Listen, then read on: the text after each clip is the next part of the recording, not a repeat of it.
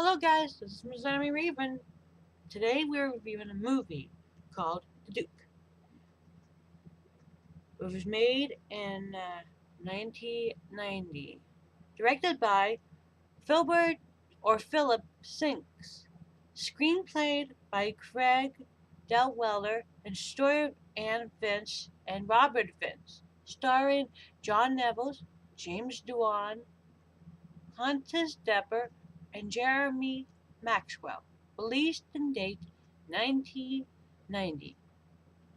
And its language is, well, English. Anyway, when the kind-hearted Duke of the Manor dies, he leaves his estate to his black and tan cornhound, Herbert, which Caroline and the Buckler's niece as his guardian. However, two greedy relatives have it in for the dog and they're scheming to take over the manor. Ooh, I know, that's very scary. First thing, before talking about the movie, of course, the rest of it anyway, is this. Look at this cover. Isn't it ridiculous? I mean, come on. This is not the cover. This is not the Duke. This is not Herbert. This is just a picture of a young, stupid puppy. This is all fake. These are not the characters in it. There's not a lot of dog characters. The only dog characters in it is a few little characters from the movie, but that's really it. And of course, the love interest. Of course, this is Hubert. See, this is Hubert, not this.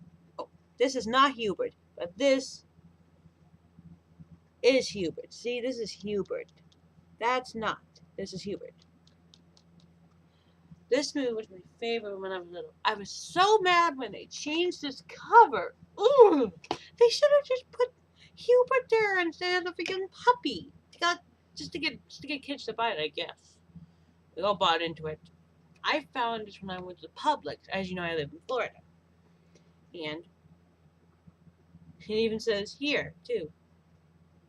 Now, in the movie, Herbert is known to be a lovable dog of the owner, as I said before.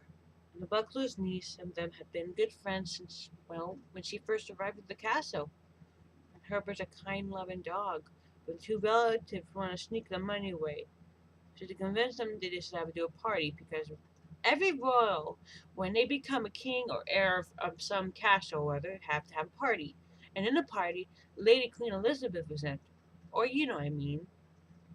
She was a really good actress in this one. Anyway, more to the point.